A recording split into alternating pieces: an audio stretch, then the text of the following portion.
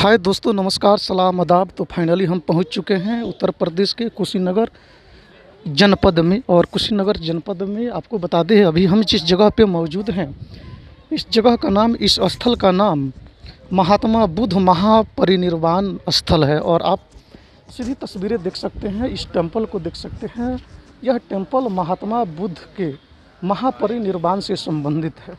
और आपको बता दें, महापरिनिर्वाण के बारे में बताया जाता है, जब कोई भी इंसान, कोई भी व्यक्ति अपने शरीर का त्याग करता है, अपने प्राण का त्याग करता है, तो उसको महान परिनिर्वाण कहा जाता है। और ऐसा बताया जाता है इतिहासों में, महात्मा बुद्ध, अक्सर आप लोगों ने महात्मा बुद्ध का नाम सुना होगा इतिहास की पन्नों में, तो कभी कभी साहित्य की पन्नों में भी महात्मा बुद्ध के नाम को आप लोगों ने सुना होगा।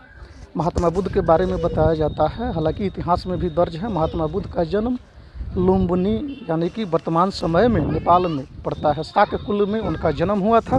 और उनके पिता का नाम सुयोधन था, जो कि लुम्बिनी राज्य के महाराज हुआ करते थे। और राजघराना से महात्मा बुद्ध बिलोंग करते थे। उनका जन्म शाक्य कुल यानी कि लुम्बिनी के महाराजा सुयोधन के घर उनका जन्म हुआ था, महाराजा सुयोधन के पुत्र के रूप में। गौतम बुद्ध के माता का नाम महामाया था। और ऐसा बताया जाता है कि गौतम बुद्ध के जन्म के समय ही उनकी माँ महामाया की मौत हो गई। जैसे ही इनका जन्म हुआ, जन्म के समय ही गौतम बुद्ध के यानी कि महात्मा बुद्ध के माता का मौत हो गया था। गौतम बुद्ध यानी कि महात्मा बुद्ध, भगवान बुद्ध के बचपन का नाम सिद्धार्थ था। और अक्सर आप लोगों ने साहित्य के किताबों में, साहित्य में तो कभी कभी इतिहासों में आप लोगों ने सिद्धार्थ नाम का भी चर्चा सुना होगा। जो सिद्धार्थ, बचपन का सिद्धार्थ, आगे चल करके महात्मा बुद्ध के नाम से विख्यात हुए। और सत्य की खोज में उन्होंने युवा अवस्था, जैसे ही वे युवा अवस्था में प्रवेश किए, उन्होंने सत्य की खोज में अपने गृह का, अपने राज्य का परित्याग किया, यानी कि अपने राज्य का त्याग किया। राज्य को छोड़ करके महात्मा बुद्ध सत्य की खोज में निकल गए। सत्य की खोज में निकल करके वे हिंदुस्तान में प्रवेश किए, नेपाल के रास्ते। वे उस समय का एक राज काफ़ी चर्चा में था, एक राज मगध राज।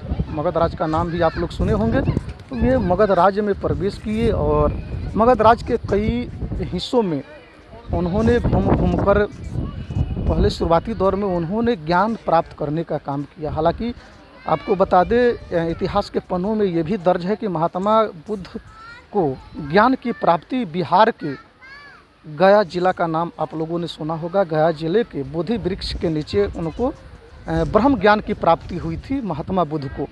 और वहीं से ज्ञान की प्राप्ति कर उन्होंने संसार को ज्ञान बांटने के लिए, संसार में अपने संसार में वे सत्य की खोज के लिए निकले हुए थे। और ज्ञान प्राप्ति के बाद उन्होंने सत्य से दुनिया को अवगत कराने के लिए उन्होंने अपने शिष्यों को ज्ञान बांटने का कार्य किया था महात्मा बुद्ध ने।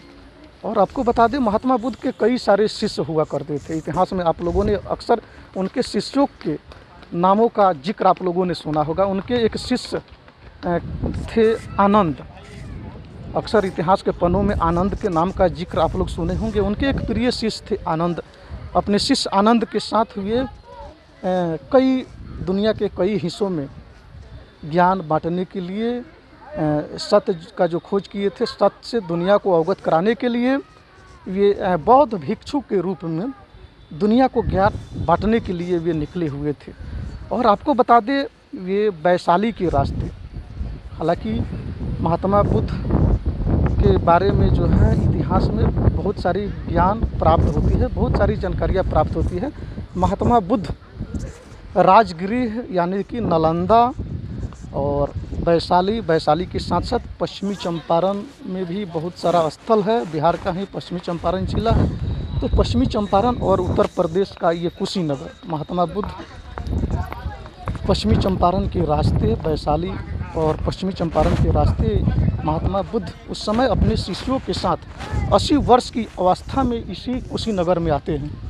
और 80 वर्ष की अवस्था में उनका शरीर बीमार उस समय था। और वे उस समय 80 वर्ष की अवस्था में जिस समय कुशीनगर में आए हुए थे, ऐसा कहा जाता है कि उन्होंने यहीं पे महापरिनिर्वाण किया था। महापरिनिर्वाण यानी कि उन्होंने अपने शरीर का त्याग, अपने देह का त्याग उन्होंने इसी कुशीनगर में किया था। और हमारी मौजूदगी इसी कुशीनगर डिस्ट्रिक्ट में है, इसी कुशीनगर जनपद में है, जो कि वर्तमान समय में भारत का जो प्रांत, भारत का जो सबसे बड़ा राज्य उत्तर प्रदेश का यह एक जनपद है कुशीनगर। और आपको बता दें, इस टेम्पल को देख रहे हैं, इस टेम्पल के अंदर, इस मंदिर के अंदर महात्मा बुद्ध की प्रतिमा लगी हुई है, जो प्रतिमा सोई हुई अवस्था में है। और ऐसा कहा जाता है कि जिस समय महात्मा बुद्ध ने अपने शरीर का त्याग किया था, अपने शरीर का महापरिनिर्वाण किया था, उस समय वे सोए हुए अवस्था में थे और उस समय वे बीमार अवस्था में भी थे। यहीं पे अपने शरीर का त्याग किया था।